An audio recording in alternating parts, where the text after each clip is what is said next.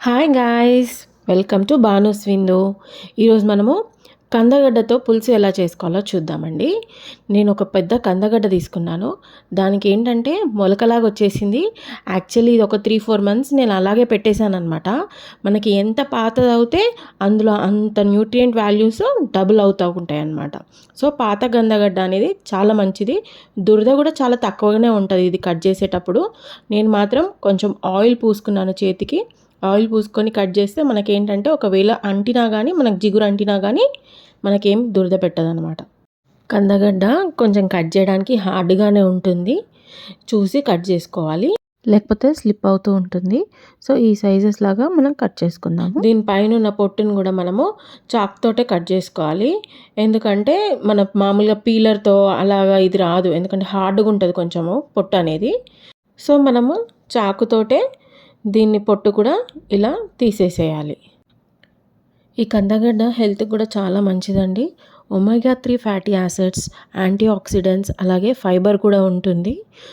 ఆయుర్వేదంలో కూడా దీన్ని ఉపయోగిస్తారు. ఇది మట్టి లోపల పెరుగుతుంది కదండి, అందుకనే మొత్తం మట్టి మట్టి ఉంటుంది అనమాట. సో మంచిగా ఇది అంతా కట్ చేసుకున్నాక పొట్టు మొత్తం తీసేసినాక మంచిగా వాష్ చేసేయాలి, లేకపోతే అంతా ఉష్క ఉష్క ఉంటుంది, మట్టి మట్టి ఉంటుంది. ఈ కందగడ్డతో చాలా వెరైటీస్ చేసుకోవచ్చండి. ఫ్రై చేసుకోవచ్చు, పులుసు పెట్టుకోవచ్చు, కర్రీ చేసుకోవచ్చు, దీంతో పచ్చడి కూడా చేస్తారండి. ఈ కందగడ్డని చూస్తే నాకు ఒక సామెత గుర్తుకొస్తుందండి. కందకి లేని దురద కత్తికి ఎందుకు అని అంటారు కదా. దాని మీనింగ్ ఏంటంటే ఇద్దరు మధ్యలో గొడవలు అవుతుంటే మధ్యలో వేరే వాళ్ళు వచ్చి జోక్యం చేసుకుంటారు కదా, వాళ్ళకి అట్లాంటి టైంలో ఈ సామెతని యూజ్ చేస్తూ ఉంటారు. సడన్గా నాకు ఇది గుర్తుకొచ్చింది, సో మీతో షేర్ చేసుకుందామని ఈ సామెతను గుర్తు చేసుకున్నాను. సో ఇదంతా క్లీనింగ్ అయిపోయింది కదా, ఇప్పుడు మనం వీటిని అంత తొక్క అంతా పక్కకు పెట్టేసేసి, సో ఎక్కడ బ్లాక్ స్పాట్స్ ఉన్నా కానీ అవంతా కూడా తీసేసేయాలి. తీసేసిన తర్వాత దాన్ని మంచిగా కడిగేసుకొని ఒకసారి చిన్న చిన్న పీసెస్గా కట్ చేసేసుకోవాలి. సో ఇప్పుడు మనం దీన్ని కడిగేసుకున్నాం కదా నీట్గా, ఇప్పుడు వీటిని కట్ చేసేసుకోవాలి. ఒక క్యూబ్ సైజు చిన్న చిన్నగా కాకుండా మరి మామూలుగా మీడియం సైజులో వీటిని అన్నీ కూడా మనం కట్ చేసి పెట్టేసుకోవాలి. ఈ సైజు ఉంటే సరిపోతుందండి. సో మనకు పన్నీర్ క్యూబ్స్ ఉంటాయి కదా, ఆ సైజు అనుకోండి. ఆ సైజు అయితే మనకి కర్రీలోకి చాలా చాలా బాగుంటుందండి. మరీ చిన్నగా కట్ చేస్తే కూడా ఏంటంటే చితికిపోతాయండి, అందుకనే మనము మరీ చిన్నగా కూడా కట్ చేసుకోకూడదు. ఈ సైజ్ అయితేనే మనకి పులుసులోకి కరెక్ట్గా ఉంటుంది, మంచిగా ఉడుకుతాయి కూడా. ఈ వీడియో చూస్తున్న వాళ్ళు ఇంకా బానూస్ విందుని సబ్స్క్రైబ్ చేసుకోకపోతే ప్లీజ్ డూ సబ్స్క్రైబ్ బానూస్ విందు అండి. మర్చిపోకుండా బెల్ ఐకాన్ని కూడా ప్రెస్ చేయండి, సో దట్ మీకు న్యూ వీడియోస్కి నోటిఫికేషన్ వస్తుందండి. సో ఇవన్నీ మనం ఒక బౌల్లోకి తీసి పెట్టేసుకుందాము. చూసారు కదా, సో ఈ పీసెస్ అన్నీ కూడా ఈ సైజు ఉంటే సరిపోతుంది. అన్నీ కూడా ఈ సైజులో కట్ చేసుకొని పెట్టేసుకోవాలి. ఇప్పుడు ఒక బౌల్లో మనం వాటర్ తీసుకొని అందులో దొడ్డుప్పు ఒక స్పూన్ వేసేసేయాలి. ఆ తర్వాత మనం కట్ చేసుకున్న ముక్కలు ఉన్నాయి కదా, అవి ఇందులో వేసేసేయాలి. సో ఇలా మనము సపరేట్గా ఉడకబెడితే ఏంటంటే కర్రీలో వేసినప్పుడు తొందరగా ముక్కలు ఉడికిపోతాయి. ఒక్కసారి చింతపులుసు వేసిన తర్వాత మనకి ముక్కలు అనేటివి తొందరగా ఉడకవన్నట్టు. ఇందులో కొంచెం మనము ఒక 1/2 స్పూన్ పసుపు వేసుకొని ఉడకనిచ్చేద్దాం.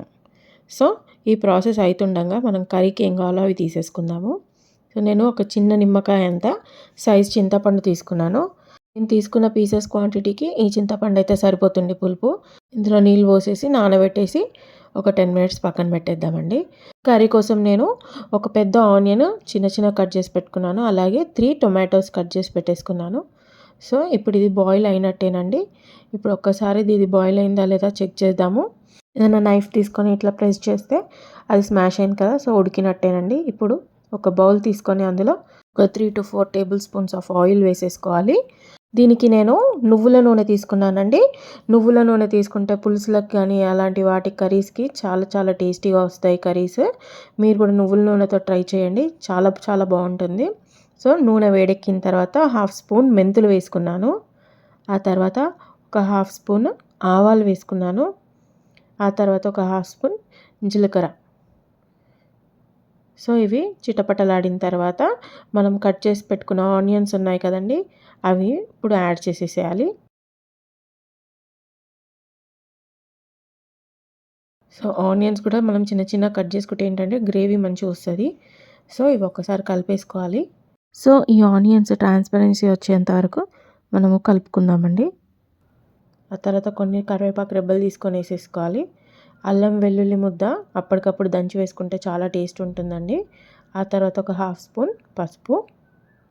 సో ఇవన్నీ కూడా మనం ఒకసారి కలిపేసేయాలి. అల్లం వెల్లుల్లి పేస్ట్ రానెస్ పోయేదాకా మనము వేయించుకుందామండి. ఒక్కసారి ఆనియన్స్ కూడా బ్రౌన్ అయిన తర్వాత మనం కట్ చేసి పెట్టుకున్న టొమాటోస్ ఉన్నాయి కదండి, ఆ టమాటో ముక్కలు ఇప్పుడు మనము ఇందులో యాడ్ చేసేసుకుందామండి. టమాటా ముక్కలు కూడా మనము చిన్న చిన్నగా కట్ చేసుకొని వేసుకోవాలండి. ఇవి వేసుకున్న తర్వాత ఒక స్పూన్ సాల్ట్ వేసేసుకోవాలి. ఆ తర్వాత 2 టేబుల్ స్పూన్స్ ఆఫ్ కారం వేసుకోవాలి. ఇందులో కొంచెం కారం ఎక్కువనే పడుతుంది, ఎందుకంటే మనం పులుసు కూడా వేస్తాం కాబట్టి 2 టేబుల్ స్పూన్స్ వేసుకున్నాను. ఆ తర్వాత ఒక్కసారి కలిపేసేయండి. కలిపిన తర్వాత ఒక 3 to 5 మినిట్స్ అట్లానే పెట్టేస్తే టమాటా అనేది ఉడికిపోతుంది. ఒక్కసారి ఉడికిన తర్వాత మనం ఇట్లా మ్యాష్ చేసుకుంటూ కలిపేస్తే అది గ్రేవీ మంచిగా చిక్కగా అవుతుంది అనమాట. సో ఇలా టమాటాని చిదుముతూ కలిపేసేసుకోవాలి.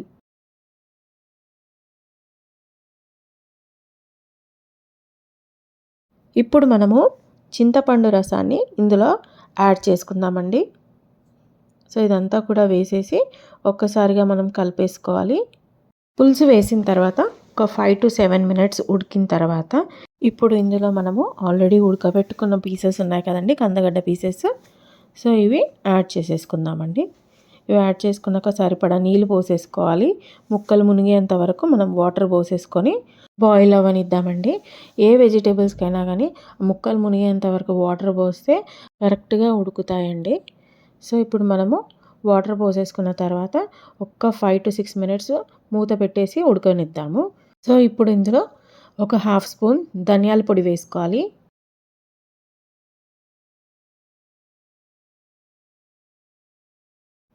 జీలకర్ర మెంతుల పొడి కూడా ఒక 1/2 స్పూన్ వేసుకుంటున్నాను. ఈ 2 పొడులే చాలండి. ఇంకా మనం ఏ పౌడర్స్ వేయనవసరం లేదు. స్పెషల్గా గరం మసాలా వేసుకొని అవసరం లేదు. కారం కరెక్ట్గా చూసుకుంటే సరిపోతుంది, ఎందుకంటే మనం పులుసు వేసుకున్నాం కాబట్టి. సో ఎట్ లాస్ట్ మనము సన్నగా కట్ చేసుకున్న కొత్తిమీర వేసేసుకుంటే సరిపోతుంది.